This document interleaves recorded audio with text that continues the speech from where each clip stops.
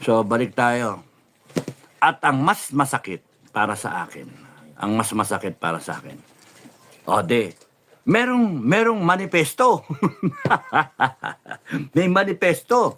Kaming mga retired na mga general ay sumusuporta kay General Lacson, Senator Lacson at kay Mayor Magalong sa kanilang magandang investigasyon. Nung nabasa ko yun ha? Saan ba academy kayo tapos? Sa Diyos ko, pare sa pinanggalingan na. Unless na may night classes sa PMA. Hindi, sa totoo lang mga sir, yung upper class yung iba, kilala, kabutan ko yung iba Mga upper class, may mista pa ako ron. May mga underclass. Huwag kayong pirma ng pirma, mga kabagang. Huwag kayong pirma ng pirma. Pagka di nyo naintindihan yung sitwasyon, ano ba nangyayari sa sitwasyon natin? Ninakawan tayo. Nag-imbestiga ngayon. Yung nagbigay ng lead sa investigasyon, sino? Presidente.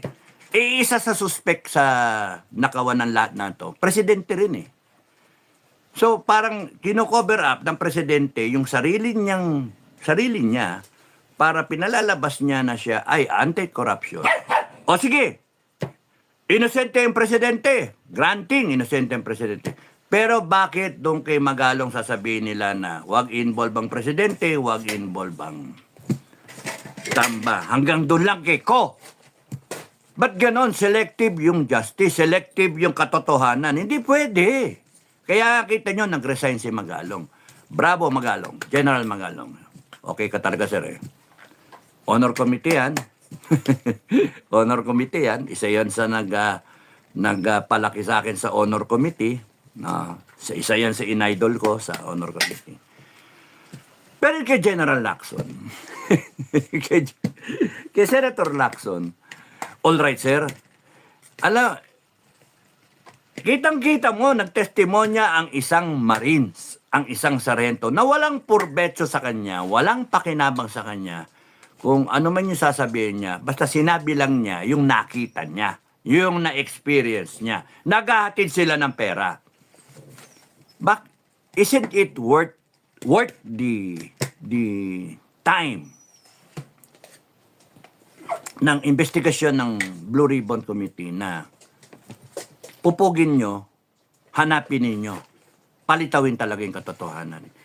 Di ba kayo hindi ba kayo na-inspire doon sa salita ng isang gutesa na sasabihin nag-deliver sila sa Malacanang. Ang question doon, sino sa Malacanang? Sino yung contact doon? Sino yung kumuha ng pera? Kanino nyo tinurn over yung pera? And then follow the trail, follow the money trail.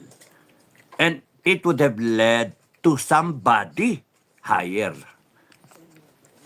Pero wala Tapos ngayon, sinisiraan si Gutesa. And then nag-focus kayo dun sa notary public. Manggunggong kayo. Kaya nga sayang ang pera namin sa inyo, Senate. Kaya nga palabas lang kayo. Kaya nga yung mga nagsasabing general, you're supporting General Lacson and the Senate Blue Ribbon Committee investigation. You're all, ewan ko. Either ako na lang ang siraulo, o kayong lahat siraulo. Sorry mga sir, pero talagang, saan academy kayo galing? Saang PMA kayo nagtapos? Kasi nakakahiya sa lahat ng graduate na matitino. Sa mga junior natin na bagong graduate 25, yung graduate last year 2024, yung graduate so many years 5 years ago 2020, yung mga major ngayon, ano na ba yung major ngayon? 2014, nakakaya sa kanila. Kasi may mga natitira pang idealism yan or malakas pa yung hindi pa napupudpud yung integrity sa bullring nila. And here you are, biglang sasabihin, you are supporting the investigation of Senator Lacson, which is blah, blah, blah, blah, blah. Ano ba kayo? Saan ba kayo galing?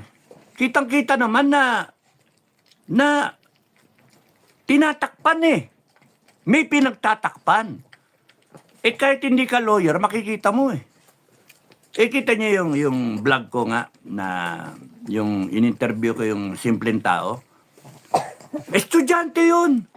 Ano sinasabi? Lokohan yung investigasyon ni Lacson. Eh ba't kayo mga general kayo? Kung ano-anong tinapos nyo, may PhD pa sa inyo, may nag-aral sa abroad, may nag-training sa US at saka sa Australia. Mariosep, may mga nag-USEC. Sus Mariosep, may mga nasekretary pa nga eh. Pipirma kayo ng manifesto. What for? Sinusuportahan niya yung investigasyon ni Senator Lacson kasi nasa katotohanan, etc. etc. Eh, ba't ganun yung ginawa doon sa testimonya ni Gutesa? Kaya nga, nakakahiya. Kung ganyan ang graduate ng PMA, nahihiya akong graduate ako. Pero hindi, kayo ang mahiya. Kayong mahiya kasi hindi ganyan ang tunay na graduate ng PMA. Kaya ngayon, naniniwala ako, ay hindi na pwedeng pag-isahin ang AFP. Hindi na pwedeng buo ang AFP. Kasi ngayon na lang, makikita mo sa mga retired, hati ang mga retired. And that is an indicator. Hati ang mga retired, ibig sabihin may mga corrupt sa retired. May mga walang ya. May mga demonyo sa mga retired. Sorry do sa tinamaan, tamaan sana kay kidlat. May mga demonyo sa mga retired. At merong matitino pa rin sa mga retired hanggang ngayon. Imagine, sasabihin mo, inaano nila yung si Lacson, sinusuportahan nila. Eh, kitang-kita na yung investigasyon ni Senator Lacson. Eh, ibang direksyon eh. Dapat kasi, yung salita ni Gutesa na yon, sinundan eh. Sinundan. In-exploit. Mapapatawa mo ba yung ano mo? May mga kasama ka ba? Enumerate the names, ang ganyan. At pinurso pa nila. Nasaan yung listahan ng lahat ng kasama mo? Saan makukuha yung listahan na yon? Ng lahat ng kasama, lahat ng detail. Lahat ng security detail. Who maintains that list? So that you will be able to subpoena everyone. Di ba? And to safeguard yung kanilang mga testimonya na may question sa DOJ, hindi dapat ipapahawak sila, papahandle sila kung kanino. Dapat diretso sila sa Senado. Para ma-depose, etc., etc. Now, that's the problem here. It seems that the Senate also is part of this syndicate. Kaya nga, kasama kayo sa masasara. When the people rise up and shut everyone down. Sindikato talaga. That's why mga kababayan, we have to do something about this. We have to do something about it. Dapat ipaglaban natin talaga ang ano natin.